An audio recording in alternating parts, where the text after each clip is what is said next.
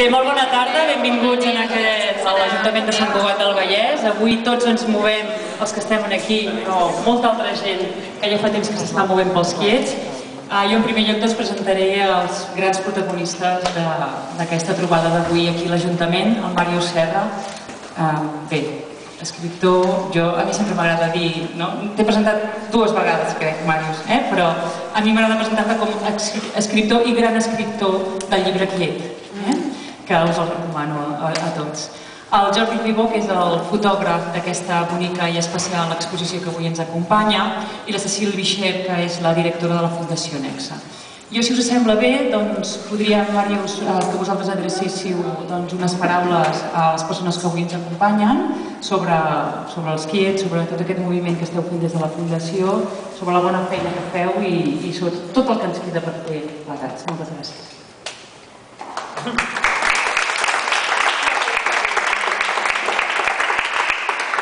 Molt bona tarda a tothom. Bé, sou davant d'una exposició que ve d'un passat i va cap a un futur, a més. Vol dir que no és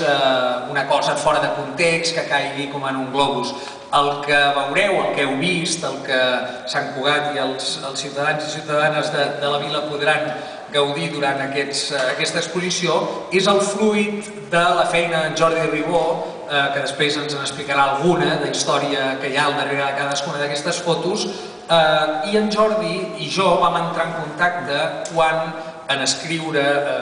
sobre el Quiet, sobre la història de mon fill, vam tindre el somni de voler veure córrer amb mon fill. El Llollo va anar a la Fundació Nexa des de ben petit i naturalment no és que no corregués, és que no va caminar mai en els 9 anys i mig que va viure, però vam tenir el somni de veure'l córrer i gràcies a la màgia i al talent d'en Jordi Ribó vam fer un muntatge, un foliscopi amb el Lluís en totes les posicions de la cursa atlètica, de manera que passant amb el dit així de pressa el veies córrer.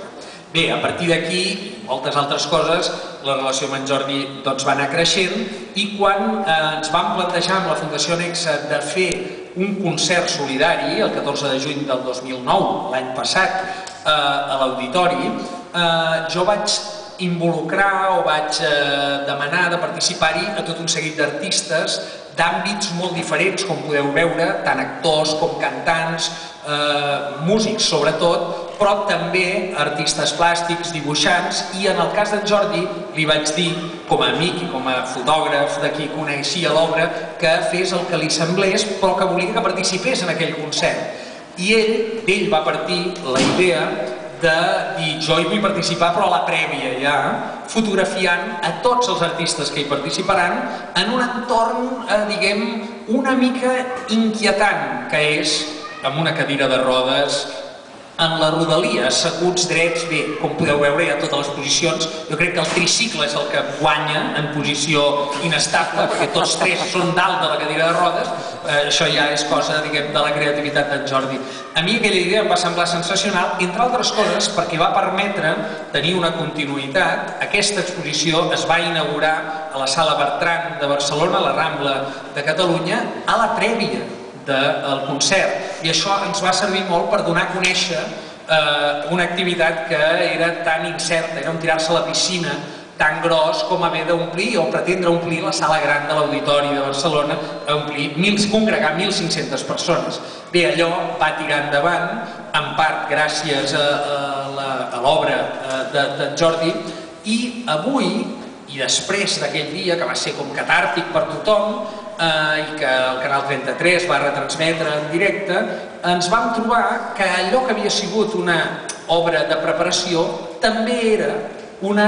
obra de memòria. De memòria com la que estem fent avui aquí. Aquesta exposició ha fet itinerància, veureu que alguna de les peces està ja una mica atrotinada, ha patit els embats dels viatges, perquè fa un any, diguem, que volten,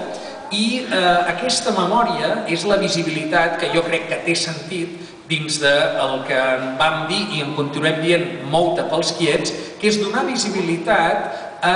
aquells éssers que no formen part dels models d'èxit tradicionals en la nostra societat. És a dir, que no són el Leo Messi, el qual ens agrada molt i ens agrada que continuï existint grans models com el Leo Messi o el Pep Guardiola o esportistes o creadors o guapos i guapes oficials del nostre món. Però també hi ha gent que no progressa adequadament, també hi ha gent que té una altra circumstància i des de la Fundació Nexe, que és l'única fundació que des de 0 a 6 anys s'ocupa dels nens, i us ho dic, us ho explicarà millor la Cecil, però us ho dic per experiència pròpia, el Llullo amb 9 mesos va entrar a Nexe i realment és un moment de gran disbauxa per a una família que acaba de quedar destarotada davant de la notícia que el seu fill no progressarà adequadament. Tenir un lloc on entrar, tenir una via de normalitat, com que el nen va a escola i el nen torna d'escola i el nen fa una vida fora dels hospitals també, és fonamental per a poder, diguem, enfrontar-t'hi i superar-ho. Doncs bé, aquesta memòria que avui mostrem aquí està a punt de tancar un cercle i jo crec que a Sant Cugat sereu privilegiats, uns dels penúltims privilegiats de poder-les veure en natural, perquè el proper, tal com s'explica aquí, com trobareu i podeu, i jo us convido a que ho expliqueu als vostres conciutadans i conciutadanes, el proper 6 de novembre, totes aquestes obres, signades autògrafes el dia 14 de juny del 2009, seran subhastades en una subhasta d'art, una subhasta solidària també, que farem a Granollers, perquè en Jordi Ribó és un artista de Granollers, juntament amb dues il·lustracions del Miguel Gallardo, que és qui ens va fer aquest dibuix dels cartells, que s'ha dit un macoqui, això els col·leccionistes de còmic, doncs es veu és espectacular, dels anys 70, una pàgina del macoqui, i un dibuix de la Maria i jo, que ara encara és una pel·lícula que teniu en cartellera, i que amb la seva filla autista ell va fer aquest còmic que va ser Premi Nacional d'Il·lustració i de Còmic. A banda, vam aconseguir que el Perico Pastor, un reconegudíssim artista, com sabreu, en la seva última exposició ell va anunciar que tots aquells que d'unes obres de gran format que ell fa, totes les que no vengués a l'exposició les cremaria la revetlla de Sant Joan, la nit de Sant Joan. En aquells moments va saltar alguna molla aquí dins i el vaig trucar immediatament i li vaig demanar si, sisplau, de les que sobressin, si en comptes de cremar-ne em podia indultar una, perquè les falles, jo soc un valencià del nord, diguem, i conec les falles i sempre se n'indulten, no? Alguna de falla, doncs jo volia que indultés una obra i el Perico va accedir molt amablement, de manera que també entrarà a la subhasta una obra d'art i repetirem aquest missatge que em sembla que és fonamental, que és que la discapacitat i la pluridiscapacitat, i per tant el dolor